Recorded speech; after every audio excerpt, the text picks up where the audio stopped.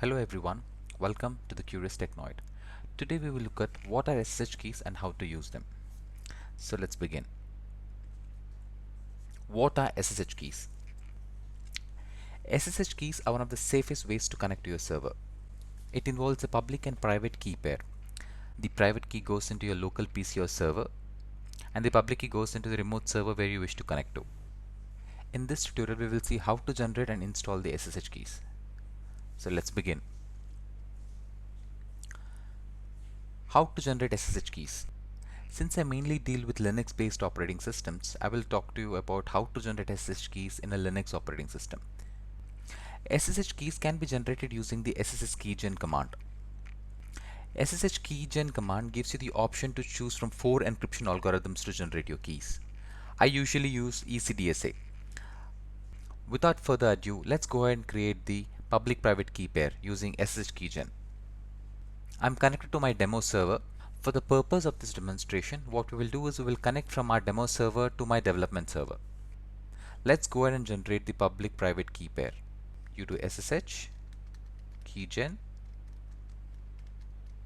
The -t option lets you to choose the algorithm. By default, the public-private key combination gets stored in the home directory .sh folder. If you want to choose a different folder, you're more than welcome to do it. Let me just change it to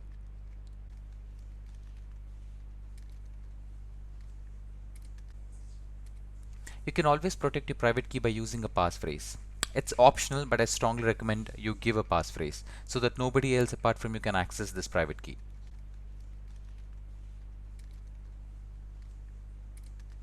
That's it. You can see that we have two files created. One is the public key, which ends with .pub extensions, and this is the private key. This is if you generate the public-private key pair using SSH keygen. Now that we have the keys generated, let's go ahead and install them in our local server and in the remote server where we want to connect to. First, I'll install the private key here, then I'll move the public key to the development server and install it there. Installation of your private key in your local server is very straightforward. You just have to create a folder called .sh in your home directory. In my case, it already exists.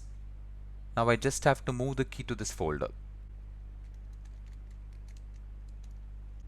Make sure the file permission of your private key is 600. This is very important.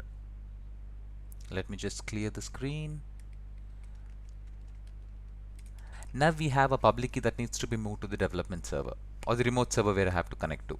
You can transfer this file using any of your favorite SFTP tool. Since I'm connected to a headless server, I will use SCP to transfer the public key to the development server. I will transfer it to the home directory. It will ask for the password. The public key has been moved to the development server. Let's connect to the development server. We can see that the public key is here. Let's go ahead and install the public key in the development server. Installation of public key involves appending the contents of the public key to the authorized file which is present in the .sh directory. If the .sh directory is not there, again you'll have to go ahead and create it. So what we will do is we'll do cat of this content and append it to .sh, which is there in home directory, to a file called authorized keys. Once that is done, let's go ahead and remove our public key in the local directory. If you open the contents, you can see that a public key has been installed. You can append any number of keys to this particular file. This is what authenticates when you try to log in from your client. Just make sure that the file permission is 600. If it's not, change it to 600. That's all we need to do. The private and the public key has been installed on its respective servers. So far we have generated the SSH key pairs, installed the private key in our local server, and then went ahead and installed the public key in the remote server. Now that the setup is in place, let's go ahead and connect to the remote server. I will exit from the guest, clear the screen. To connect to the remote server using the private key, you just have to mention the private key while you use the SSH command. So I'll go ahead and say SSH guest development.local. You can mention the private key that you want to use using the -i option. Give the complete path to your private key. It will ask for the passphrase. You just give the passphrase and you're connected. We have securely connected to a development server using our private key. That's how you connect using the private key. If you connect to multiple servers like me and use different keys, managing those keys becomes very difficult and remembering them becomes much more difficult. That's where the config file comes into picture. Using the SSH config file, we can mention the private key that you want to use, the server that you want to connect to, the username that you want to do. You can add any number of server details so that connecting to any server becomes really easy. Let's go ahead and create the config file for the SSH key setup that we just did. Let me exit out of the development server, clear the screen. You just have to create a file named config inside the SSH folder that we already have. Let me go to SSH folder. I'll create a file called config. There is a particular format how you need to give the details in the config files. First, you mention the name that you want to use. Let's say we call it dev because it's a development server. Then you mention the host name using the keyword host name. In our case, the host name is development.local. Once that is done, we will say you can mention who's the user.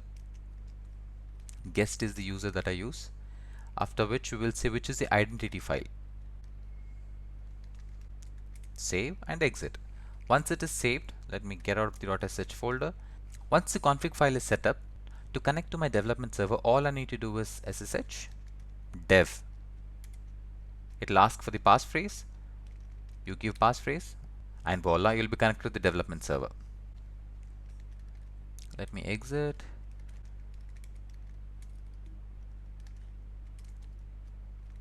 You can provide any number of server details here. Let's say we have a test instance, we can give test. You can give the host name, whatever is the host name, the user, and a different private key. This makes connecting to different servers really easy. All you need to remember is the host name that you have provided.